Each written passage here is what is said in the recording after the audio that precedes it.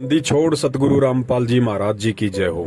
सतसाई भगत जी, आप जी कह रहे हैं कि पंजाब के किसी व्यक्ति ने सतगुरु देव जी की आवाज की जांच करवाई है किसी लैब में, और उस लैब की रिपोर्ट आई है कि संत रामपाल जी महाराज जी की ही ये आवाज है। देखिए भगत जी, इस भक्ति मार्ग को और सतगुरु को जानने के दो तरीके हैं। एक तरीका तो ये है कि आप सामान्य व्यवहार से आप परमात्मा को पहचानने की कोशिश करोगे, और दूसरा तरीका है आध्यात्मिक आधार से, तत्व ज्ञान को आधार बना के परमात्मा को पहचानने की कोशिश करोगे। तो पहले वाले तरीके से, जो कि सामाजिक तरीका है, एक व्यवहारिक तरीका है, उस तरीके से आप जी लाख जन्म में भी संत रामपाल जी महाराज जी को या उनकी भक्ति को नहीं पहचान पाओगे। और दूसरा तरीका है आध्यात्मिक तत्व ज्ञान वाला, केवल उसी से परमात्मा की पहचान होती है, दूसरा कोई तरीका नहीं होता है। आप बेंगलोर की जिस लैब की चर्चा कर रहे हैं कि वहां से रिपोर्ट आई है कि हिसार जेल से जो ऑडियो आई है और जो संत रामपाल जी महाराज जी के सत्संगों वाली आवाज है, दोनों एक ही हैं। भगत जी, इस भक्ति मार्ग में हर व्यक्ति के अपने अपने विचार होते हैं, अपने अपने मत होते हैं। मत वैसे एक ही चलता है इसमें परमात्मा का, लेकिन जिस व्यक्ति ने जितना इस मार्ग को समझा है उस हिसाब से दास बात कर रहा है कि भक्ति मार्ग पे सतगुरु के सत्संगों को समझने के बाद में हर व्यक्ति के अपने अपने मत होते हैं। क्योंकि परमेश्वर कहते हैं, जिसकी जितनी बुद्धि उतना दे बताए, उसका बुरा मत मानियो अधिक कहां से लाए। और परमात्मा की वाणी भी है कि जेता घट तेता मता, घट घट सोच विचार। तो भगत जी, यहाँ सबके अपने अपने मत हैं, सबके अपने अपने विचार हैं। कोई किसी प्रकार से भी सोच सकता है, किसी की सोच पे कोई भी प्रतिबंध नहीं है। और जिस लैब की आप बात कर रहे हैं भगत जी, ये आप तो बेंगलोर की बात कर रहे हो बड़े भैया, मैं आपको दुनिया की सबसे बड़ी लैब की बात बताता हूँ। जो दुनिया की बड़ी बड़ी लेबोरेटरी हैं, जिन्होंने शोध किए और कई वर्षों के बाद उन वैज्ञानिकों ने उन्हीं लेबोरेटरीज में शोध कर करके, गहन अध्ययन कर करके, दुनिया भर के प्रपंच लगा लगा के उन्होंने ये निष्कर्ष निकाल दिया और पाठ्यक्रम की पुस्तकों में लिख दिया कि इंसान की उत्पत्ति बंदर से हुई है। क्या कहा उन लेबोरेटरीज ने? कि इंसान की उत्पत्ति बंदर से हुई है। अब आप बताइए बड़े भैया, एक तरफ तत्व ज्ञान कहता है, अध्यात्म कहता है कि इंसान एक अलग योनि है और बंदर एक अलग योनि है, और ये आपकी लेबोरेटरी, आपके वैज्ञानिक कह रहे हैं कि इंसान की उत्पत्ति बंदरों से हुई है। और फिर आप कहते हो कि बेंगलोर की लेबोरेटरी ने साबित कर दिया कि हिसार जेल से आने वाली ऑडियो और संत रामपाल जी महाराज जी के सत्संग दोनों सेम है। अब इससे ज्यादा मैं कुछ नहीं बोलूंगा भगत जी। अब आप स्वयं निर्णय कर लेना कि परमात्मा को पहचानने के लिए और सतगुरु को पहचानने के लिए, सतगुरु को पहचानने का मतलब ये नहीं है कि भाई मेरा गुरु 6.5 फीट का है, मेरा गुरु गोरा चिट्टा है, मेरा गुरु ऐसे ऐसे शास्त्र प्रमाणित बातें बताता है, गांव धनाना का है, उनके बाप का नाम नंदलाल जी है, माता जी का नाम इंद्रो देवी है, एक भाई महेंद्र है जो भगोड़ा बन के घूम रहा है। ये सतगुरु को पहचानने का यही फॉर्मूला नहीं होता भगत जी। सतगुरु को पहचानने के लिए तत्व ज्ञान वाली आंखें चाहिए भगत जी। बाहर से तो परमात्मा जनमानुष की तरह, एक साधारण इंसान की तरह, एक आम व्यक्ति की तरह, एक सामान्य संत की तरह लीला कर रहा है। इस लीला में तरीके से लाख जन्म में भी आप उसको नहीं पहचान पाओगे। परमात्मा को पहचानना, सतगुरु को पहचानना केवल उनके ज्ञान को आधार बना के, तत्व ज्ञान को आधार बना के ही पहचाना जा सकता है। और ऊपर से विशेष कृपया उस सतगुरु की भी होनी चाहिए।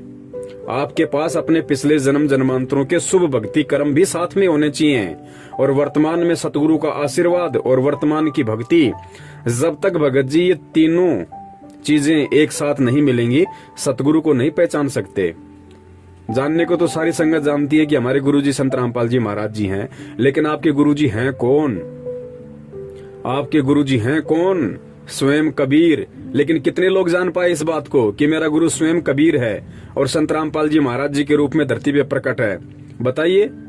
अभी कुछ ही दिन पहले की बात है, शायद 2 महीने बीते हैं, सितंबर के महीने में 90% संगत ने उनका जन्मदिन मना दिया। तो बताइए, जानते तो सब थे संत रामपाल जी महाराज जी को, लेकिन पहचाना किसने? पहचाना केवल उन 10% लोगों ने, उन 10% सत्सेवकों ने, जिन्होंने उनका केवल प्रकट दिवस मनाया, जन्मदिन नहीं मनाया। क्योंकि सत्सेवकों को पता था कि ना सतगुरु जननी जने जाके माना बाप, पिंड ब्रह्मंड से रहित है ना वहां तीनों ताप। सतगुरु यदि हम उनको कहते हैं तो सतगुरु कहने से पहले ये दिमाग पे जोर देना चाहिए कि सतगुरु के विषय में कबीर साहब ने कहा कि ना सतगुरु जननी जने, कि जो सतगुरु होगा वो कभी भी माँ के गर्भ से जन्म नहीं लेता।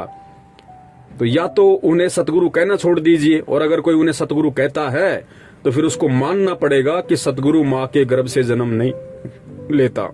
सतगुरु कभी किसी जननी से जन्म नहीं लेता। अब देखिए भगत जी, यहाँ पे मानना और पहचानना दो बातें हो गई। मान तो 90% लोग रहे कि संत रामपाल जी महाराज जी भगवान हैं, संत रामपाल जी महाराज जी कबीर जी हैं, लेकिन पहचान केवल 10% सत्सेवक ही रहे हैं जिन्होंने उनका प्रकट दिवस मनाया। तो भगत जी, इस प्रकार एक तो व्यवहारिक तरीके से सतगुरु को पहचानना और एक आध्यात्मिक तरीके से सतगुरु को पहचानना, इन दोनों बातों में रात दिन का अंतर है। और सतगुरु की आवाज, परमात्मा की आवाज, कबीर की आवाज को एक लेबोरेटरी बता देगी कि ये कबीर की आवाज है। अरे खुद उनके भगत नहीं पहचान पा रहे, जिसे उनके 90% भगत जो बरसों से उनके चरणों में पड़े हुए हैं, भक्ति कर रहे हैं, जब खुद उनके भगत जो बरसों से साधना कर रहे हैं, उनके सत्संग सुन रहे हैं, उनसे आशीर्वाद ले रहे हैं, इतने प्रमाण देख रहे हैं, उसके बाद जब बरसों से खुद उनके भगत उन्हें नहीं पहचान पा रहे कि मेरा गुरु स्वयं कबीर है और कबीर कभी माँ के गर्भ से जन्म नहीं लेता, तो भगत जी वो लेबोरेटरी वाले, वो दिन में 3 बार शराब पी के जांच करने वाले, वो बीड़ी सिगरेट का सुट्टा लगाने वाले बड़े भैया, वो क्या पहचानेंगे कि ये आवाज उस कबीर की है या किसी और की है। भगत जी, भक्ति मार्ग है, हमें हर पॉइंट पे दृढ़ रहना पड़ेगा, हर पॉइंट पे, क्योंकि विचलित करने के लिए काल सैकड़ों चाल चलेगा। ये इस तरह की हजारों काल चलेगा इस समय विचलित करने के लिए। और परीक्षा सबकी है, परीक्षा मैनेजमेंट के पीछे लगे हुए लोगों की भी चल रही है, परीक्षा हम सत्सेवकों की भी चल रही है।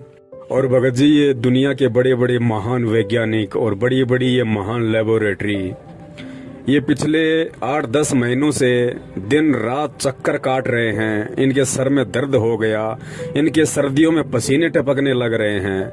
ये आज तक एक उस कोरोना का तो ढंग से टेस्ट कर नहीं पाए, कोरोना की तो ढंग से रिपोर्ट पेश कर नहीं पाए कि वो कैसे फैलता है, क्या होता है, कैसे उसका उपचार होगा, कैसे वो मिटेगा, कैसे खत्म होगा, ये क्या भला है। आज तक उस कोरोना का तो भगत जी आपके साइंटिस्ट जांच कर नहीं पाए। और बात करते हो संत सतगुरु रामपाल जी महाराज जी, खुद पूर्ण परमेश्वर कबीर साहिब जी की आवाज की जांच करने की, पहले कोरोना की जांच तो करके दिखा दे ढंग से लेबोरेटरी। सतगुरु का तो बहुत लास्ट में नंबर है, दुनिया खत्म हो लेगी उस समय तक। तो जब सतगुरु की जांच की बात आएगी ना, अब कौन कर देगा जांच सतगुरु की भाई, बता दीजिए कौन कर देगा? जिसने पूरी दुनिया बनाई, जो सारी दुनिया उस परमात्मा के पैर के अंगूठे के नीचे बैठी है, उसकी जांच कर देगा एक सामान्य प्राणी? 4 अक्षर पढ़ के, सफेद कोट पहन के, 4-5 आपस में तत्व मिला के हैं दुनिया को मूर्ख बनाने वाले ये काल जीवन विज्ञान, भगत जी ये परमात्मा की जांच कर देंगे भैया? भगत जी सोचो, विचार करो, ये लेबोरेटरी किसने बनाई? किसने बनाई भाई? इंसान ने ना। और इंसान को किसने बनाया? सतगुरु ने।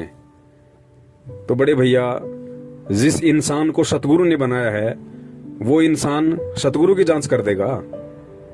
भगत जी विचार करो, ये तत्व ज्ञान है, धोखा मत खा जाना। काल हर तरीके से झकझोर के देखेगा। एग्रीमेंट है परमात्मा का और काल का, दोनों का। परमात्मा ने अपना ज्ञान दे दिया, खुला छोड़ दिया। अब काल की बारी है। काल ने कहा था परमात्मा आप केवल उसी को स्वीकार करना जो आपका ज्ञान समझ के चले, और जो आपका ज्ञान ना समझे वो मेरी हद में। तो भाई काल अपने अपनों को छांट रहा है जो काल की हद में है, जो अभी सतगुरु के ज्ञान को समझ नहीं पाए, सतगुरु को सतगुरु नहीं मान पाए, भगवान को पहचान नहीं पाए, काल उनको छांट रहा है, उनकी छटनी कर रहा है और फिर उनसे कुकर्म करवा के अपने पाले में ले रहा है। यही परमात्मा से दूर होना है। अब जिन जिन लोगों ने इस पीले पर्चे के आदेश पे जितने भी कुकर्म किए हैं, वो छटनियां थी, वो छट चुके हैं। वो लोग परमात्मा की हद से बाहर हो चुके हैं, वो काल के खेमे में जा चुके हैं। भले ही वो 3 टाइम की आरती करते रहो, भले ही वो मंत्र जाप करते रहो। ये मंत्र जाप, ये आरतियां तो काशी में परीक्षा लेने के बाद 25 साल तक हमने खूब की थी, हो गए पार। तत्व ज्ञान की भक्ति है भगत जी, एडी से चोटी तक पसीना आएगा समझने में कि संत रामपाल जी महाराज कौन है।